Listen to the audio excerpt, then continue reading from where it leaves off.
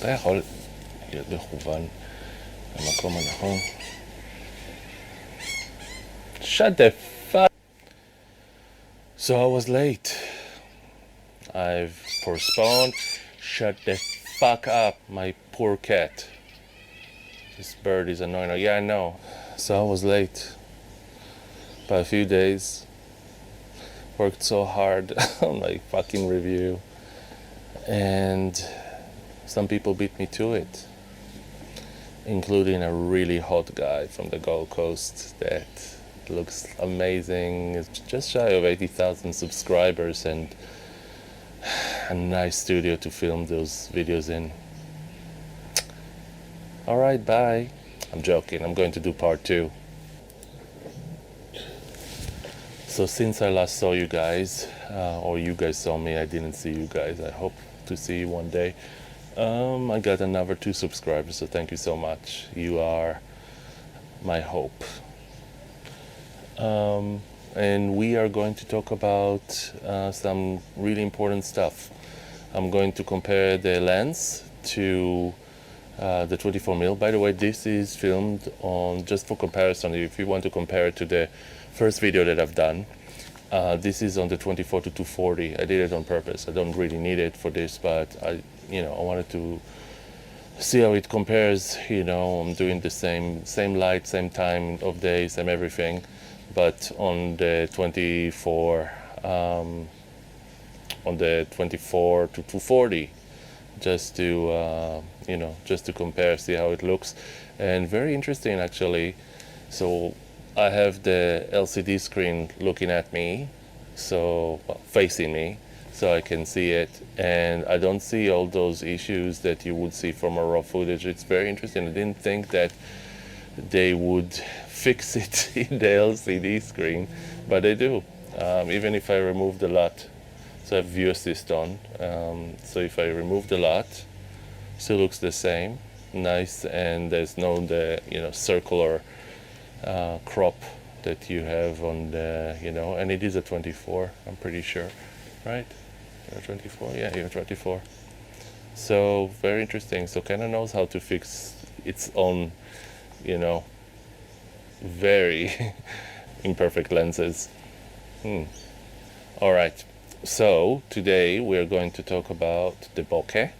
The macro abilities of this new lens compared to other lenses, not just the 24-240 to 24-105. I also have the 16mm, I have the 50mm, so there's a few options. Changing the focus in low light and how fast it is, how it keeps with the focus. This is going to be a little bit different to if you have the R5 or another, like a normal camera, not the C cameras that Canon makes, because it's a different system. So for example, I think that with the R5, you see how I'm moving, it's following my eye, but it's only because I'm a human being. It might have worked also for animals, but in R5 there's an animal mode.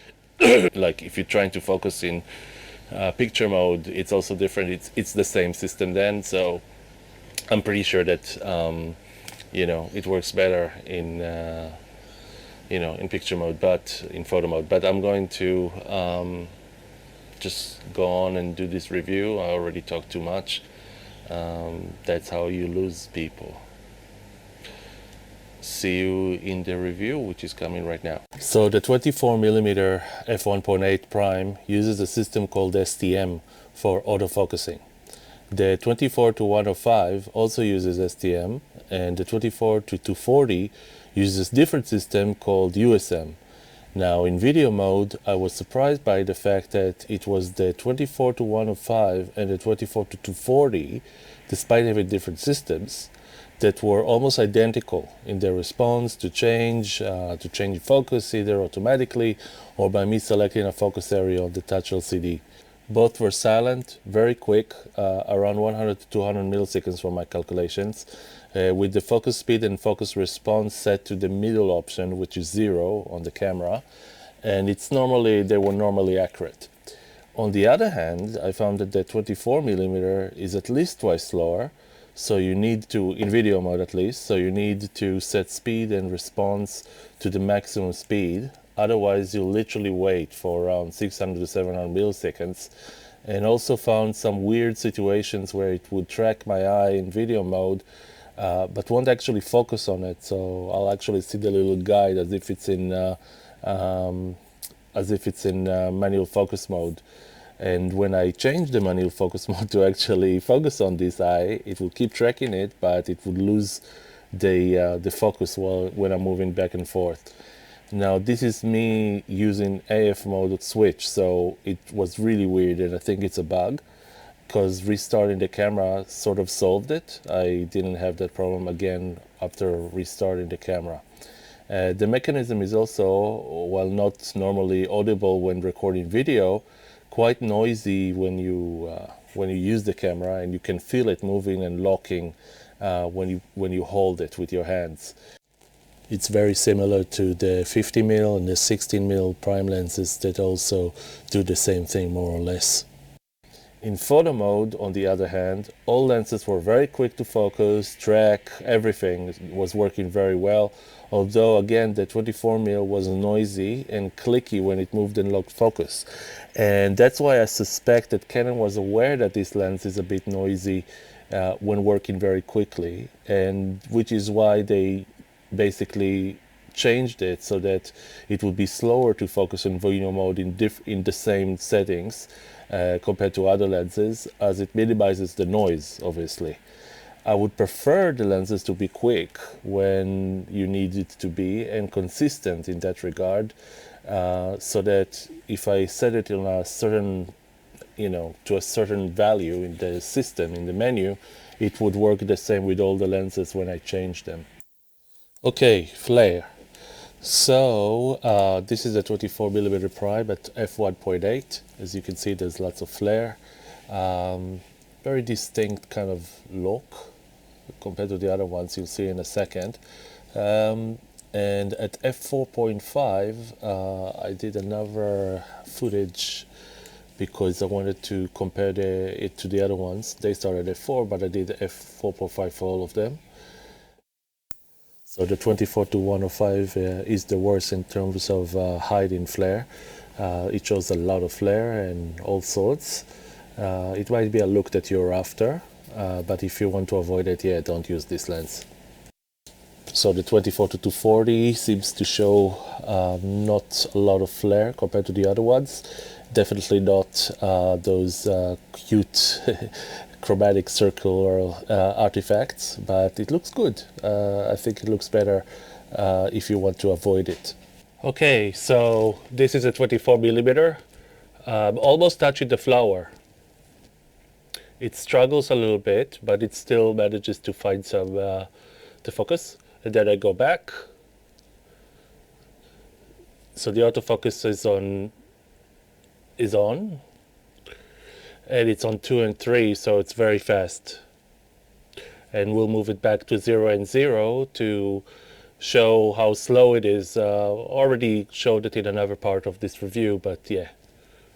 But it's a really nice bokeh, and we'll compare it at the end to the other ones. So this is the 50. It is a really deep bokeh when you get very close. It's also kind of macro.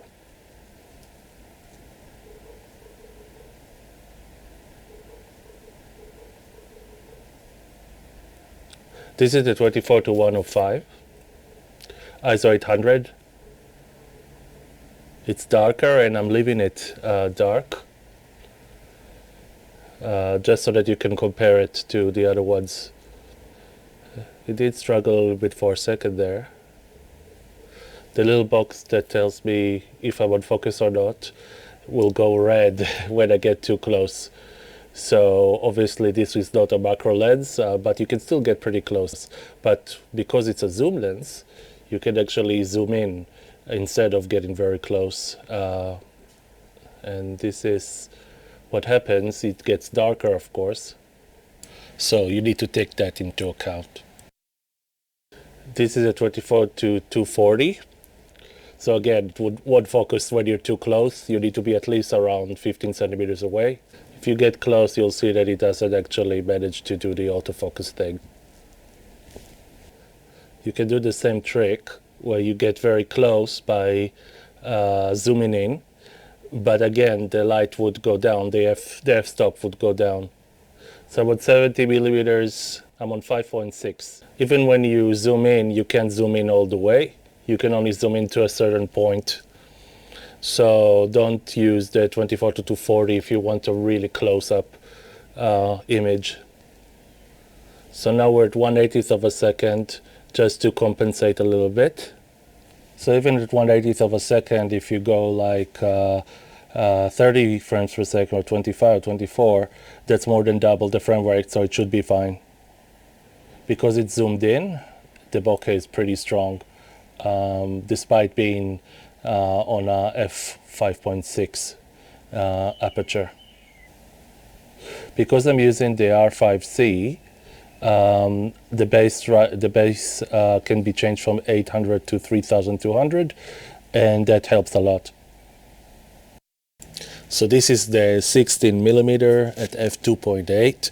As you can see, it looks beautiful. It can also do macro. It's not called a macro lens, but it can get very, very, very close. The good thing about it is that the bokeh actually looks a little bit different to the other ones. Of course, it's f2.8, but you know, I think it has a little bit of a different look. The focus, I can feel it, pretty similar to the new 24mm, the focus mechanism there. So I don't know why. Yeah, definitely.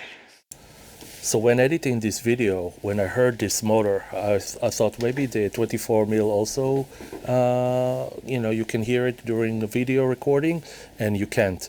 Even though I can, so I can feel it and hear it a little bit. For some reason, the camera doesn't pick it up. Or at least not in a way that you can hear it very well, but with the 16mm it's very obvious. So to summarize this section, I took a still from each lens video, I've color graded it and denoised it, so they all look as close as I could get. And as you can see, there is of course a difference in the bokeh effect, both in depth of field and look, but at the end of the day, I managed to get the small 3cm flower to fill most of the frame, in all of them, and with good results. This is me walking, and now I engage the stabilizer. Oh, it's much better.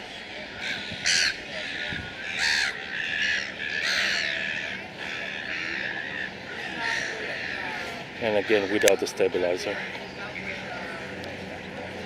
I'm trying to do it on purpose, like walking badly. Let's try it with on. And this is me like really trying to unstabilize the picture. Hi guys. Okay.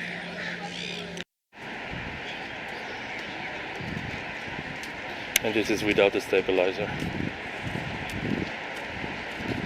It's interesting to see they're both at 24. This is with it, so it's also very good. So you can see even though the lens is quite light, the R5C is not that light, so it's a little bit difficult to walk like this, I guess. But it's a good thing. We can see how well it works. It's 0.002 of a second shutter speed, so yeah. So now I'm a bit darker, but at least you can see the clouds at the back. The resolution is a bit better. I'm doing it all on MP4 10-bit. I'm not doing RAW. Not for this anyway. So yeah. So okay, now I'm trying the cheapo 24-105. Why am I doing this? I need to walk like this. So it's stabilized. It's also 0.002 of a second shutter speed. f4.0, ISO 200.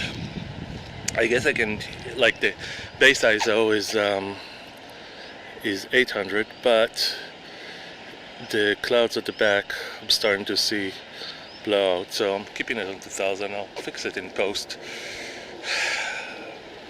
And yeah, I wonder how that works compared to the other ones. I'll check. It's also focusing on my eye. Question is, how close can I get? And again, I'm not sure this is the best lens for this kind of video, because 24mm, I think I'm a bit too close to the camera. Let's try something else. Let's try the 16mm, see how that works. Okay, so this is the 16mm with the digital stabilizer on, because it doesn't have a stabilizer. It's very, very light, so it makes it a little bit easier to carry, even though the camera is still pretty, pretty heavy. So I'm just walking with it. It makes the picture zoomed in because it's digital stabilization, and I've put it on high, like so it will be really, and I think it's doing a really good job, to be honest with you. So yeah, I think that's a better choice if you're trying to do this like vlogging. So, what did you think? Did you like the review?